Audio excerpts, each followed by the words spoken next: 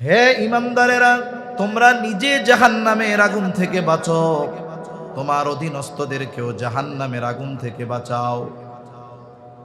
এই আয়াতের মধ্যে যতগুলো মেসেজ পাওয়া যায়, যতগুলো নির্দেশনা পাওয়া যায়, এর মধ্যে অন্যতম একটি নির্দেশনা সন্তান প্রতিপালন। ইমানদারদেরকে উদ্দেশ্য করে আল্লাহ তাআলা বলেন, হে ইমানদারেরা, নিজে জাহান্নামের আগুন থেকে বাঁচো, অধীনস্থদেরকে জাহান্নামের আগুন থেকে বাঁচাও। কেমন করে জাহান্নামের আগুন থেকে বাঁচতে হবে? বলে, ঈমান তো এনেছি আল্লাহ তাআলার আদেশ নিষেধ বিধিবিধান মান্য করার মাধ্যমে নিজেকে জাহান্নামের আগুন থেকে বাঁচাতে হবে। আর আমার আপনার অধীনস্থ যারা আছে তাদেরকে দ্বীনের উপরে পরিচালিত করার মাধ্যমে তাদেরকে জাহান্নাম থেকে বাঁচানোর চেষ্টা করতে হবে। এই আয়াতের মধ্যে যতগুলো মেসেজ আমাদের জন্য আছে, এর মধ্যে অন্যতম একটি মেসেজ হলো সন্তানকে দ্বীনের উপরে প্রতিপালন করা, সন্তানের দ্বীনি তারবিয়াত। এই আয়াতে আল্লাহ তাআলা আমাদের জন্য আবশ্যকীয় করে দিয়েছেন। সাথে সাথে রাসূলুল্লাহ সাল্লাল্লাহু আলাইহি ওয়াসাল্লাম বলেন,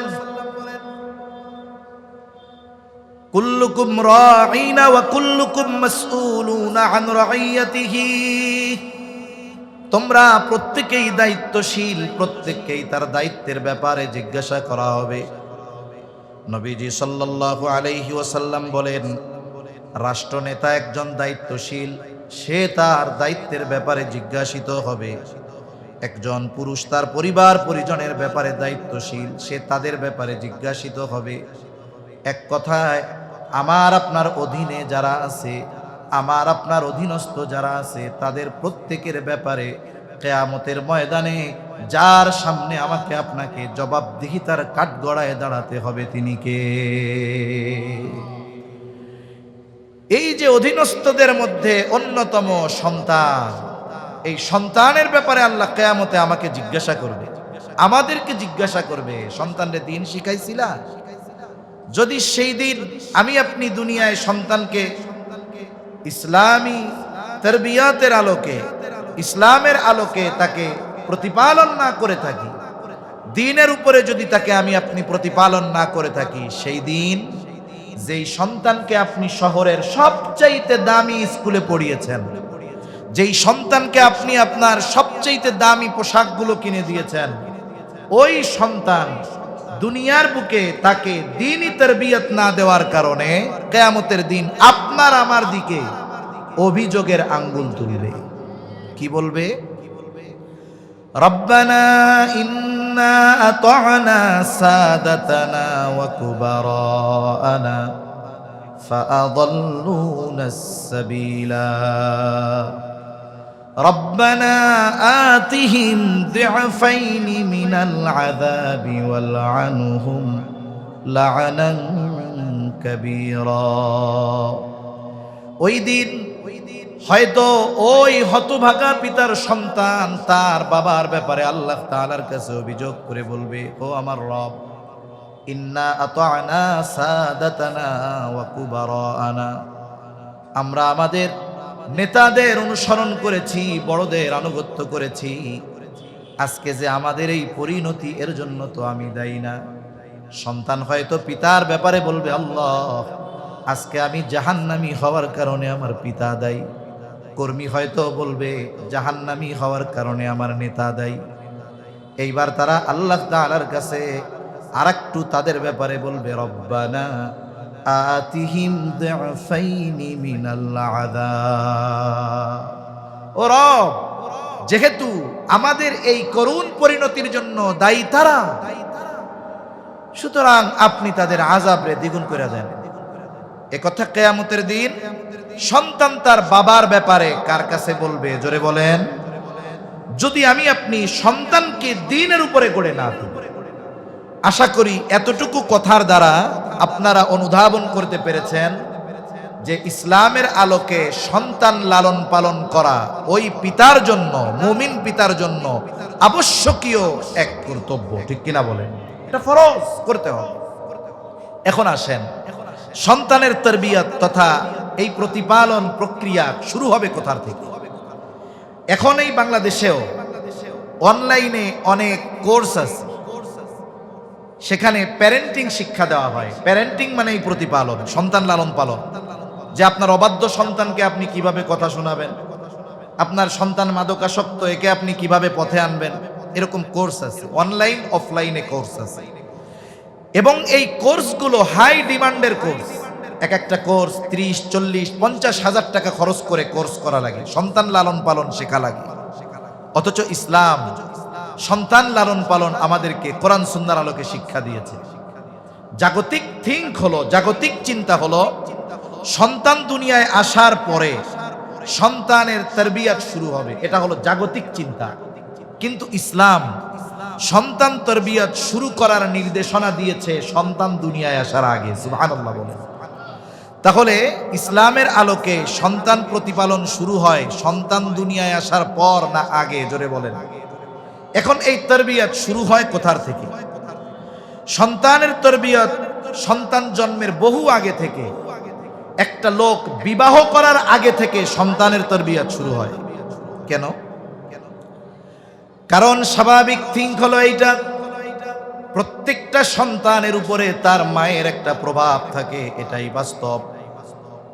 কারণ প্রত্যেকটা সন্তানের প্রথম শিক্ষার জায়গা হলো তার মা। এই যে আমরা বাংলায় কথা বলি, বলেন তো এটা আমাদের কি ভাষা? জোরে বলেন, কি ভাষা? এখন বাচ্চারে কি শুধু তার মা কথা শিখাইছে নাকি? আমরাও তো শিখাইছি, ঠিক কিনা? পিতৃভাষা কেন বলে না? বলে সন্তান মূলত কথাগুলো শিখে তার মায়ের জবান থেকে, তার মার থেকে শুনে শুনে কথা শিখে। এই জন্য যেই ভাষায় কথা বলে মায়ের থেকে শিখে, ওটাকে পিতৃভাষা বলা হয় না, ওটাকে মাতৃভাষা বলা হয়। মায়ের থেকে কথা শিখে, আচার আচরণ আখলাক সব কিছু তার মায়ের থেকে সন্তানের মধ্যে আসে, এটা স্বাভাবিক এক প্রক্রিয়া। এজন্য ইসলাম বিবাহ থেকে সন্তান তারবিয়াতের প্রস্তুতি নিতে বলেছে। কারণ সন্তান মায়ের গর্ভে অবস্থান করবে, মার থেকে তার মূল তারবিয়াত শুরু হবে। এই জন্য রাসূলুল্লাহ সাল্লাল্লাহু আলাইহি ওয়াসাল্লাম বলেন, তুনকাহুল মারআতু লিআরবাঈন, 4টি জিনিস দেখে, 4টি গুণের কারণে বিবাহ করা হয়। নারীদেরকে মানুষ 4টি গুণ দেখে বিবাহ করে। 1 নাম্বার লিমালিহা, দেখে যে ওই মহিলার বা ওই মেয়ের মাল কত আছে, টাকা পয়সা কত আছে, সে ধনী কিনা এটা দেখে। এরপরে দেখে ওয়ালি হাসাবিহা, দেখা হয় যে তার বংশ কেমন, নসল কেমন, উচ্চ বংশীয় কিনা। এরপরে দেখা হয় তার সৌন্দর্য, জামালিহা, তার সৌন্দর্য কেমন। এরপরে 4 নম্বরে নবীজি সাল্লাল্লাহু আলাইহি ওয়াসাল্লাম বলেন ওয়ালি দীনিহা, তবে দ্বীনের ব্যাপারে নবীজি বলেন ফাযফার বিযাতিদ্দীন, তোমরা দ্বীনকে প্রাধান্য দাও। কারণ বাকি 3টা যদি কোনো নারীর মধ্যে থাকে, তার মধ্যে যদি দ্বীন না থাকে, তাহলে প্রকৃতপক্ষে উত্তম চরিত্রবান মহিলা সে হতে পারে না। এখন এর বিপরীত, এখন কেউ মাল দেখে, কেউ সৌন্দর্য দেখে, দ্বীনকে বানিয়ে ফেলছে অপশনাল, 4 সাবজেক্ট। ওইটা থাক আর না থাক, চেহারা, টাকা আর বংশ ঠিক থাকলে বাকিটা ঠিক হয়ে যাবে, এরকম বলে না অনেকে? আরে মেয়ে সুন্দর আছে, নামাজ কালাম পারে না, তাতে কি, শিখায় লইস, বলে না এরকম? বলে। কিন্তু দেখা যায় শিখাইতে গিয়া উল্টা তার অবস্থা খারাপ হয়ে যায়। এজন্য এই 4 গুণ যদি একজনের মধ্যে থাকে সেটা তো ভালোর উপরে ভালো, কিন্তু বাকি 3টা আছে, দ্বীন নাই। সব জায়গায় গণতন্ত্রের স্লোগান চলে না। যদি এই চিন্তা করি যে 4 ভাগের 3 ভাগ তো তার মধ্যে পাওয়া গেছে, দ্বীন নাই, তাতে কি? বেশিরভাগ গুণ তো আছে, কিন্তু দ্বীন হলো এমন এক গুণ, বাকি 3টা যদি নাও থাকে, ওই মেয়ে যদি দ্বীনদার হয়, তাহলে আশা করা যায় তার সন্তান একজন দ্বীনদার সন্তান হবে, ঠিক কিনা বলেন? এজন্য সন্তান তারবিয়াতের প্রথম ধাপ হলো বিবাহের মাধ্যমে শুরু হয়। এজন্য রাসূল আকরাম সাল্লাল্লাহু আলাইহি ওয়াসাল্লাম বিবাহের ক্ষেত্রে দ্বীনদারিত্বকে প্রাধান্য দিতে বলেছেন। এরপরে বিবাহ সম্পাদন হয়ে গেল। এরপর আল্লাহ তাআলার কাছে নেক সন্তানের জন্য দোয়া করা। সন্তান মাতৃগর্ভে আসার আগেই সন্তানের জন্য, নেক সন্তানের জন্য আল্লাহ তাআলার কাছে দোয়া করা, এটা পয়গম্বরদের সুন্নাত, পয়গম্বরদের আমল। নেক সন্তানের জন্য দোয়া করা আল্লাহ কোরআনুল কারীমের মধ্যে দোয়া শিখায়া দিয়েছে। আল্লাহ তাআলা শিখায়া দেন, রব্বানা হাব লানা মিন আজওয়াজিনা ওয়া যুররিয়াতিনা কুররাতা আ'য়ুন ওয়াজআলনা লিল মুত্তাকিনা ইমামা। আল্লাহ তাআলার কাছে এমন সন্তান স্ত্রী কামনা করা যা আমাদের চক্ষু শীতলকরণের কারণ। এই দোয়া সন্তান দুনিয়ায় আসার আগেও করতে হবে, পরেও করতে হবে। আবার অনেক সময় বিবাহ হইছে, সন্তান হয় না। মূলত বলেন তো, সন্তান দেওয়া না দেওয়ার একমাত্র ক্ষমতা কার? জোরে বলেন কার? আল্লাহ তাআলা। আল্লাহ যদি চান বুড়াকালেও সন্তান দিতে পারেন, আর আল্লাহ যদি না চান সুস্থ সবল ব্যক্তিকেও সন্তান বঞ্চিত করে। অনেক সময় অনেকে আবার অতি আবেগে আপ্লুত হয়ে দেখা যায় যে সন্তানের আশায় এমন কিছু কাজ করে বসে যার দ্বারা তার ঈমান নষ্ট হয়ে যাওয়ার মতো অবস্থা হয়ে যায়। করে কি করে না? ওই মাজারে গিয়ে, ওই জায়গায় গিয়ে মানত করবে, বাবার কাছে চাইবে। কিন্তু সন্তান দেওয়ার ক্ষমতা কার? আল্লাহ রাব্বুল আলামিন বলেন, ইয়াহাবু লিমান ইয়াশাউ ইনাসা ওয়া ইয়াহাবু লিমান ইয়াশাউ যুকুর আও ইউযাউযুহুম যুকরানা ওয়া ইনাসা ওয়া ইয়াজআলু মান ইয়াশাউ আকিমা। আল্লাহ তাআলা যাকে চান তাকে ছেলে সন্তান দেন, আল্লাহ তাআলা যাকে চান তাকে কন্যা সন্তান দেন, আবার যাকে চান আল্লাহ তাআলা উভয়টাই দেন। আবার আল্লাহ তাআলা যাকে চান ওয়াজআলু মান ইয়াশাউ আকিমা। ডাক্তার কোনো রোগ ধরতে পারে না, বলে আপনারা তো সুস্থ, আমি কি করব, সব ঠিক আছে। কিন্তু আল্লাহ চায় না, এই জন্য সন্তান হয় না। আছে না নাই?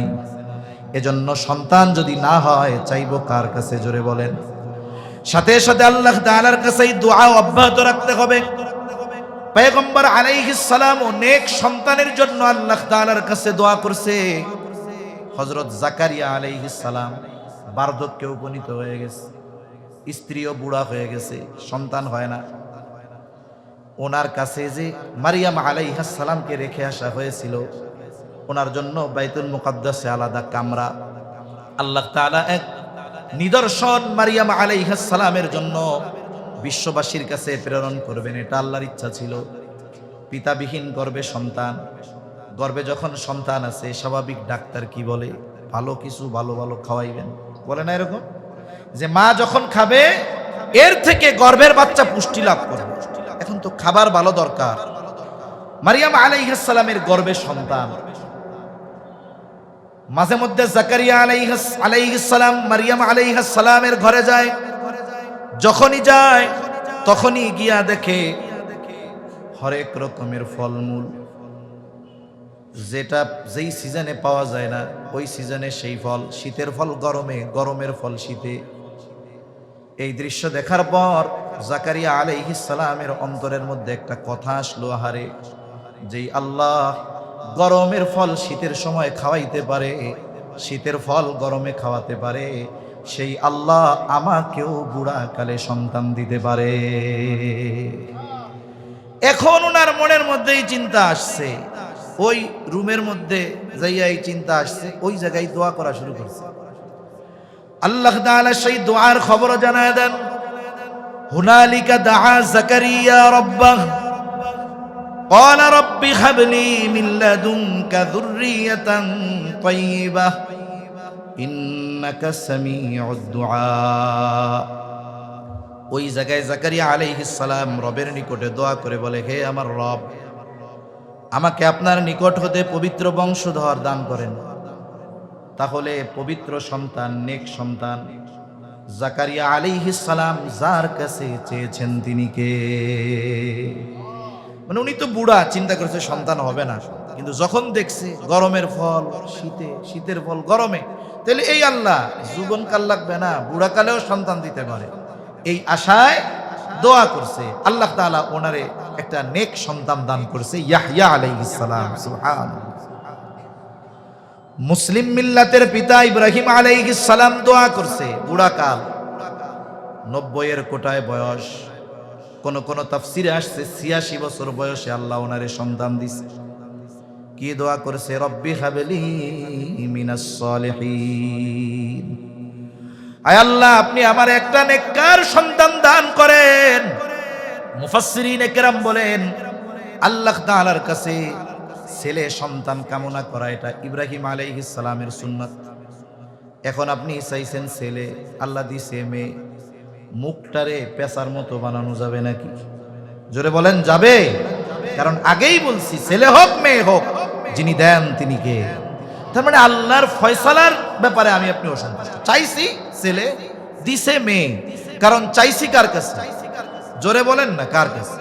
এই আল্লাহর নাম নিতে কষ্ট হইতেছে, তাকবীর দেন, নারায়ে তাকবীর, বলো না নারায়ে তাকবীর, নারায়ে তাকবীর।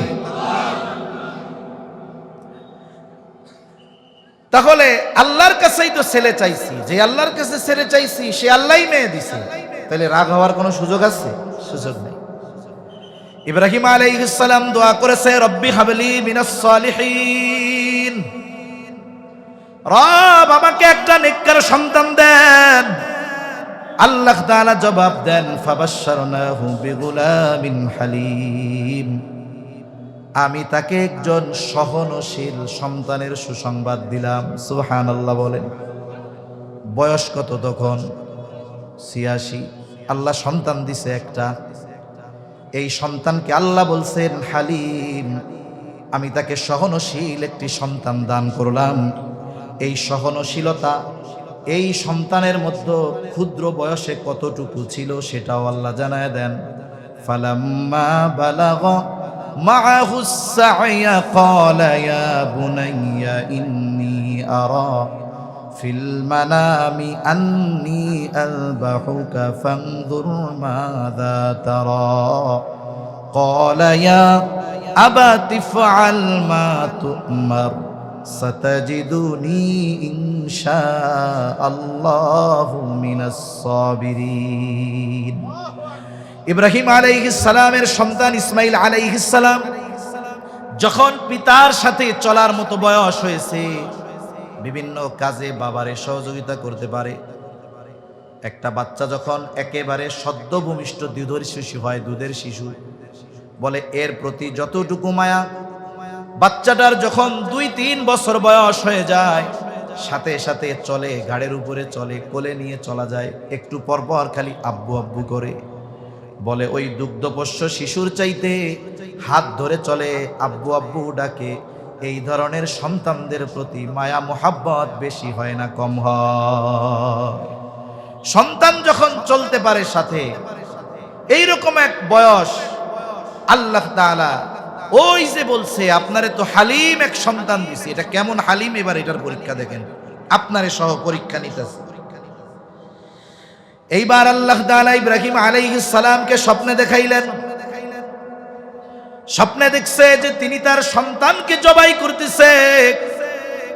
সন্তানের কাছে আইসা ইব্রাহিম আলাইহিস সালাম বলতেছে, ইয়া বুনাইয়া ইন্নী আরা ফিল মানাম, হে আমার বৎস, আমি স্বপ্নের মধ্যে দেখলাম আন্নী আযবাহুকা, যে আমি তোমারে জবাই করতেছি। তার মানে তোমারে আমি জবাই করতেছি, স্বপ্নে দেখলাম। ইসমাঈল আলাইহিস সালাম পয়গম্বরের সন্তান, স্বপ্ন আমরা দেখতেই পারি, কিন্তু ওই সাথে চলা বালক এখনই বুঝতে পারছে যে আমার বাপ যে স্বপ্ন দেখছে এটা সাধারণ স্বপ্ন না। কারণ নবীদের স্বপ্ন হলো ওহী, নবীদের স্বপ্ন হলো আল্লাহ তাআলার পক্ষ থেকে প্রত্যাদেশ। ছেলেও বুঝতে পারছে এটা নিছক কোনো স্বপ্ন নয়, বরং আমাকে জবাই করার আদেশ যিনি দিয়েছেন তিনি কে? ইব্রাহিম আলাইহিস সালাম বলতেছে, আমি তো স্বপ্নে দেখছি তোমারে জবাই করতেছি। ফানজুর মাযা তারা, এখন তুমি এই ব্যাপারে কি বলো, তোমার মতটা কি, তোমার সিদ্ধান্তটা কি?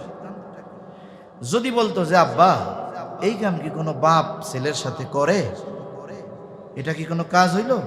যদি বলতো বলেন তো ইব্রাহিম আলাইহিস সালাম তাইলে বলতো নাকি যে তাইলে থাক জবাই টবাই করার দরকার নাই?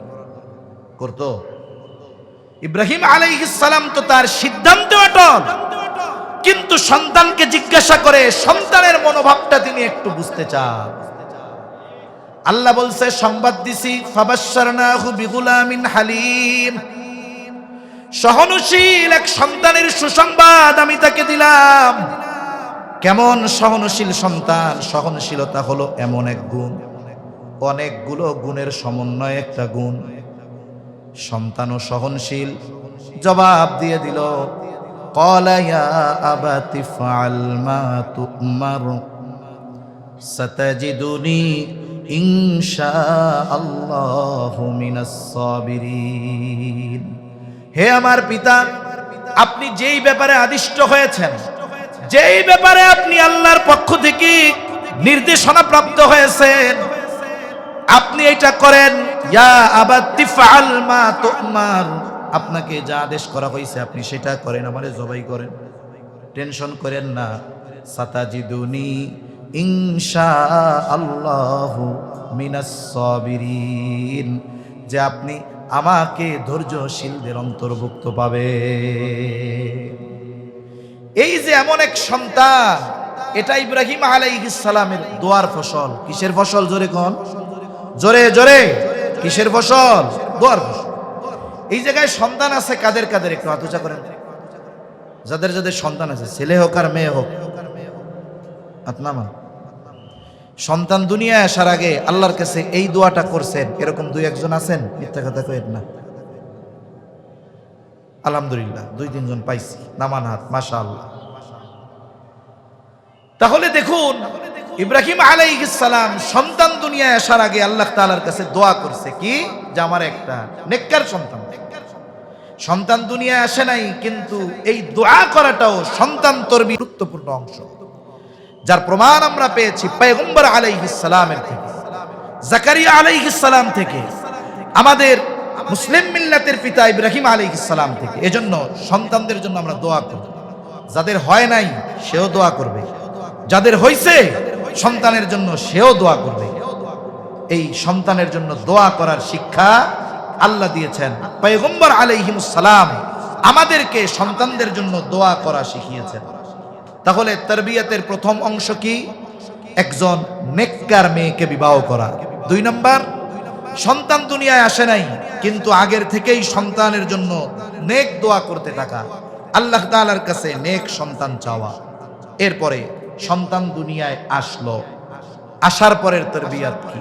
সন্তানের হুকুক সমূহ যেগুলো আছে, হকগুলো তো আদায় করবে, সাথে সাথে আরো তার জন্য কি করণীয় আছে, এটাকে আমরা 3 ভাগে ভাগ করব। অল্প সময়ের মধ্যে কথা শেষ করে দিতে হবে, কারণ সবাই উপস্থিত। প্রথম বিষয়টা হলো সন্তান তরবিয়তের মৌলিক যে বিষয়টা, সেটা হলো তাওহীদ ও ঈমানের ভিত্তি সুদৃঢ় করতে হবে। আমাদের যে সন্তানেরা দুনিয়া আসছে, শিশু মননে ঈমানের বীজ, তাওহীদের বীজ বপন করে দিতে হবে।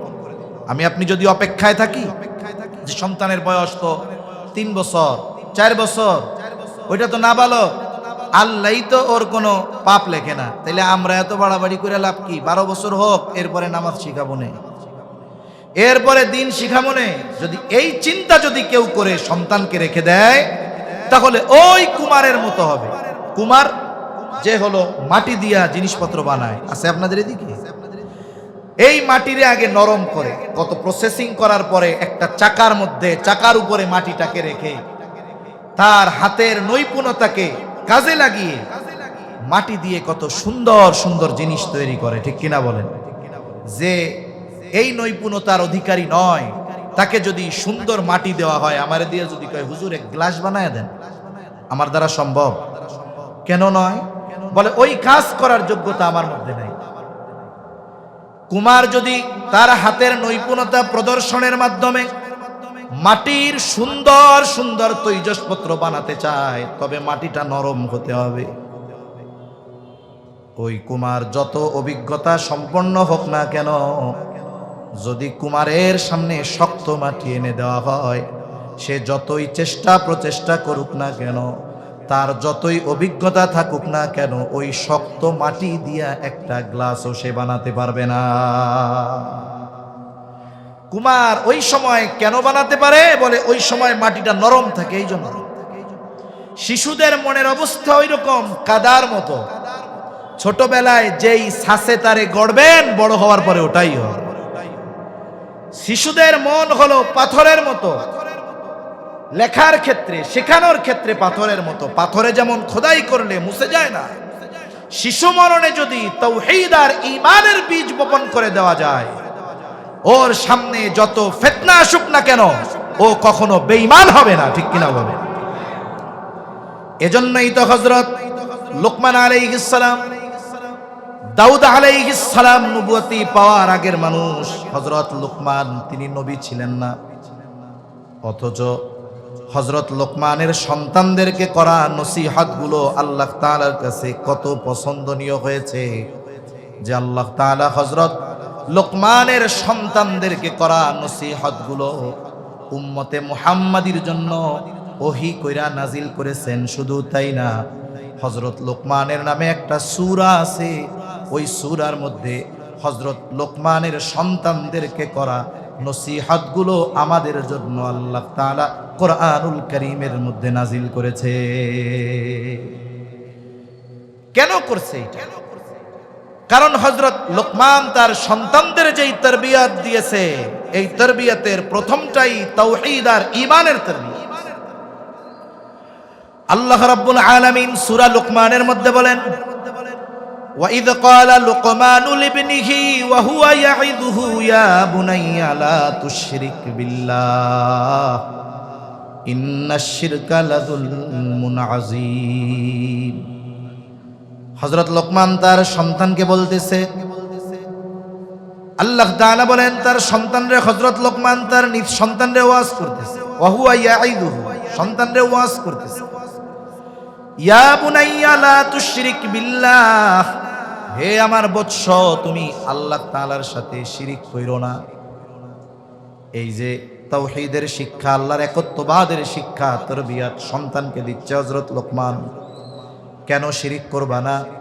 ইন্নাশ শিরকা লাযুলমুন আযীম, কারণ শিরক হলো মহাজুলুম, মহা অন্যায়। আল্লাহ তাআলার সাথে শিরিক করা এটা শুধু জুলুম না মহা জুলুম? জোরে বলেন, কি জুলুম? মহা জুলুম, আল্লাহর সাথে শিরিক করা। যেহেতু কথার প্রসঙ্গে আসলো তাই একটু বলি যে একটা হলো জুলুম আর একটা হলো মহা জুলুম। মানুষের উপরে যে অন্যায় করে এটা সাধারণ জুলুম। শক্তিশালী দুর্বলের উপরে যেই জুলুম করে এটা সাধারণ জুলুম। তার মানে সবল কর্তৃক দুর্বলের যেই অধিকার নষ্ট করা এটা হলো শুধু জুলুম। আর মহা জুলুম হলো দুর্বল কর্তৃক সবলের হক নষ্ট করা। মনে করেন কেউ যদি আমারে আপনারে আইসা এখন বলে যে হুজুর একটা গুরুত্বপূর্ণ ঘটনা ঘটে গেছে, কি হয়েছে? এখন সে বলতেছে ওই যে ফায়ার সার্ভিসের সামনে একটা হাতি ছাগলরে পাড়া দিয়ে মেরে ফেলছে। বলেন তো এটা কি কোনো গুরুত্বপূর্ণ ঘটনা হইলো নাকি? এটা তো স্বাভাবিক বিষয়, ঠিক কিনা? ছাগল যদি হাতির পাততলে পড়ে ওটা তো আলু ভর্তা হয়ে যায়। কিন্তু কেউ যদি আইসা বলে হুজুর ঘটনা তো একটা ব্যতিক্রম, কি হয়েছে? ছাগলে লাথি মাইরা হাতিরে মেরে ফেলছে। ঘটনাটা ঘটছে কি? লাথি মারছে ছাগল, তাহলে মইরা গেছে হাতি, তাইলে এটা হলো মহা আশ্চর্য এক ঘটনা। হাতি যদি ছাগলকে মারে এটা স্বাভাবিক ঘটনা। সবল যখন দুর্বলের হক নষ্ট করে বলে এটা স্বাভাবিক জুলুম, এটা হয়। কিন্তু দুর্বল যখন সবলের হক নষ্ট করে তখন এটা মহা জুলুম হয়। আল্লাহ হলেন মহা সবল, মহা পরাক্রমশালী। ওর সাথে আমাদের দুর্বলতা কম্পেয়ার করারও কোনো সুযোগ নেই। অথচ আমরা এত ক্ষুদ্র নগণ্য হয়ে শিরিক করার মাধ্যমে জুলুম করি কার উপরে? আল্লাহর উপরে। আল্লাহর হক নষ্ট করি আর কি। কারণ হকের কথাও আল্লাহর হকের কথাও কোরআন হাদিসে আসছে। আল্লাহর হক হলো ওয়াবুদুল্লাহ ওয়ালা তুশরিকু বিহি শাইআ। আল্লাহর হক হলো তারই ইবাদত করা, তার সাথে শিরিক না করা। এই জন্য কোনো ব্যক্তি যখন আল্লাহ তাআলার সাথে শিরিক করে বলেন তো সে শুধু অন্যায় করে নাকি মহা অন্যায় করে? সন্তানকে এই যে তাওহীদ ঈমানের একত্ববাদের শিক্ষা দিতে হবে যে আমার সন্তান, আল্লাহর সাথে শিরিক করা যাবে না, আল্লাহ এক, আল্লাহ একক, তার সমকক্ষ গোটা সৃষ্টি জগতে কেউ নাই। সন্তানকে শেখাবেন। এখন কথা হইলো একেবারে 3 বছরের বাচ্চারে কিভাবে শেখাবে? বাচ্চা যখন একটু বড় হয় আধুনিক জামানায় তখন একটু মোবাইলের আকর্ষণ আসে, কিন্তু যখন 3-4 বছর বয়স থাকে তখন সে গল্প শুনতে চায়, ঠিক কিনা বলেন? আমরা বাচ্চাদেরকে গল্প শোনাই, কবিতা শোনাই। কি গল্প, কি কবিতা? বলে হাট্টিমা টিম টিম তারা মাঠে পাড়ে ডিম, তাদের খাড়া 2টা শিং, তারা হাট্টিমা টিম টিম। আচ্ছা, এই জায়গায় কি 2-1 জন আছেন নাকি এই হাট্টিমা টিম টিম গুলারে দেখছেন? আছেন? সারা দুনিয়ায় একজনকেও খুঁজে পাওয়া যাবে না। তাহলে এই শিশু মননে ঈমান আর তাওহীদের বীজ কোথায়? আমরা তো শিশুর হৃদয়ে মিথ্যার বীজ বপন করে দিচ্ছি। এজন্য তাদেরকে আমরা আল্লাহর সৃষ্টির গল্প শোনাবো।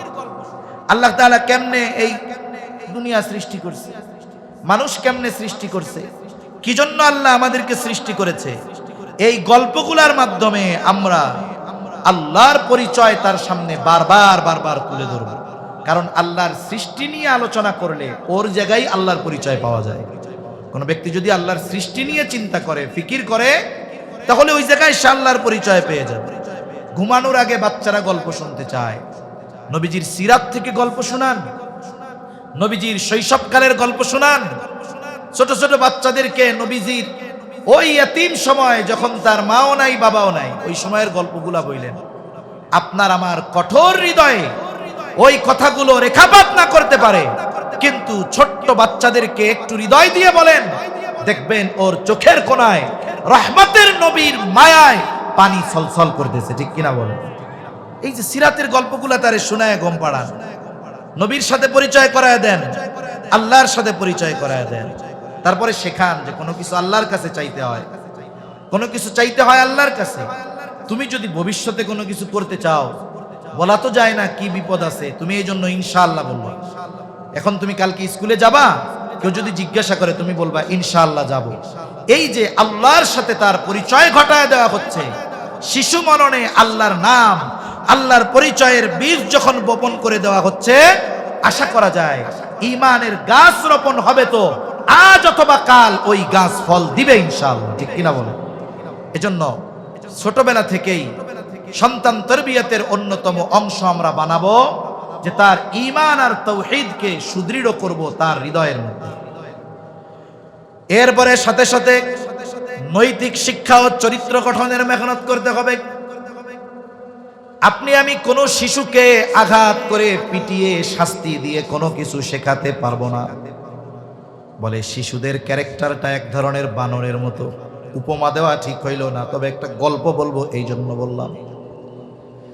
বানর মানুষের থেকে দেখে দেখে শিখে।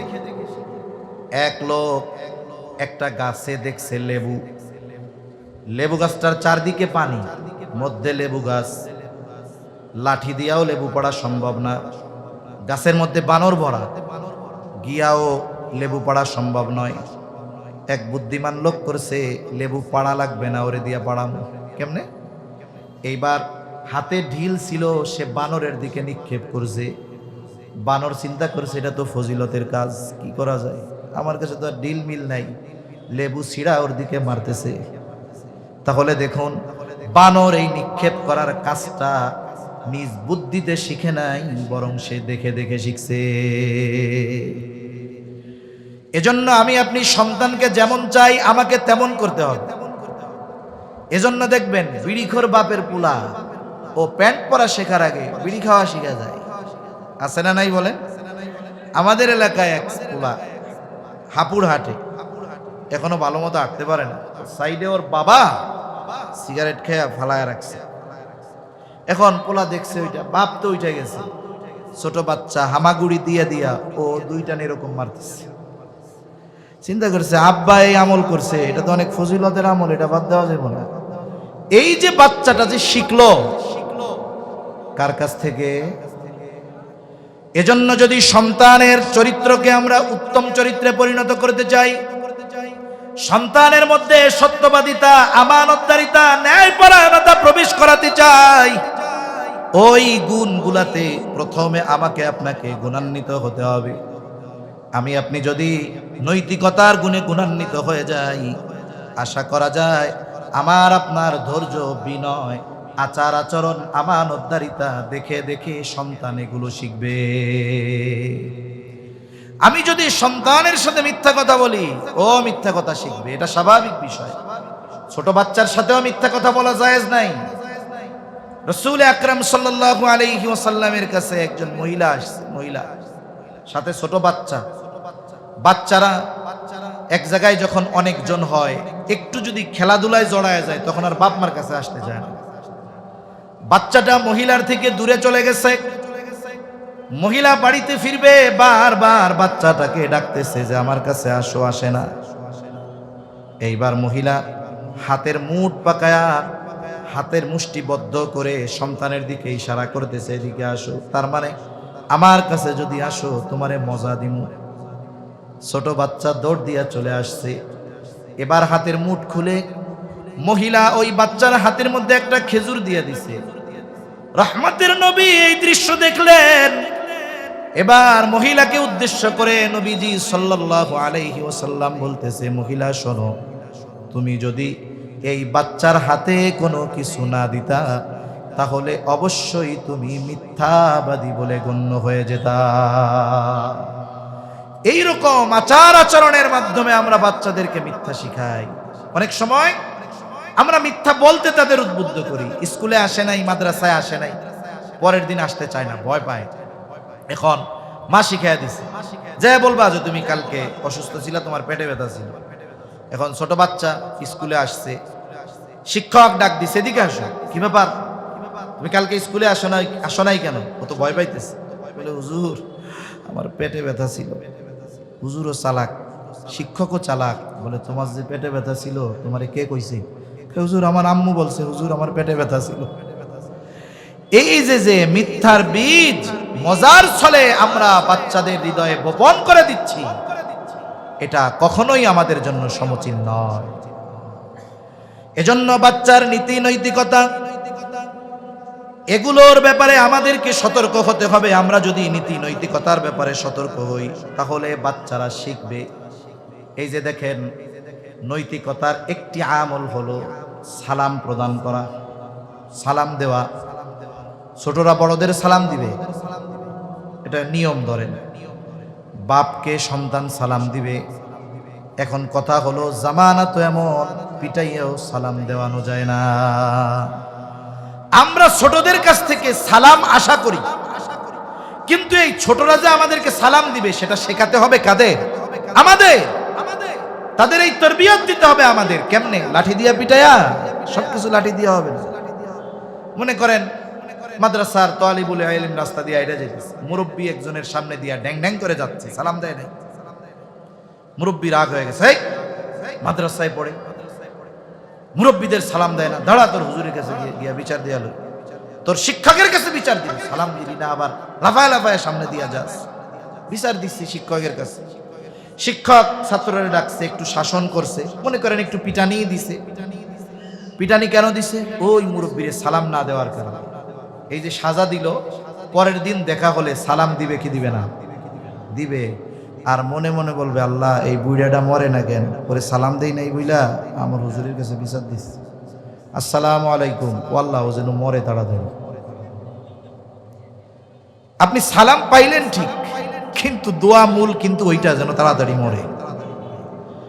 কিন্তু যদি আমি আপনি এইটা না কইরা ওই ছোট বাচ্চা লাফায়া লাফায়া যাচ্ছে, আমি যদি একটা হাসি দিয়া বলতাম আসসালামু আলাইকুম, একদিন, দুই দিন, তিন দিন, চতুর্থ দিন আপনি আমি রাস্তা দিয়ে যাব, বাচ্চাটাই মাঠের মধ্যে খেলা করবে, ওর নজরে যখন পড়বে ওই যে মুরব্বী হেঁটে হেঁটে যাচ্ছে, আমারে 3 দিন সালাম দিছে, আমি দিতে পারি নাই, ও দৌড় দিয়া পেছন দিয়া জামা টান দিয়া হইলেও বলবে, দাদা আসসালামু আলাইকুম। ওই যে বিচার দিয়ে আপনি সালাম পাইছিলেন, আর সালাম দিয়া যে সালাম পাইলেন, বলেন তো দুই সালামের মধ্যে তফাৎ আছে না নাই? আছে।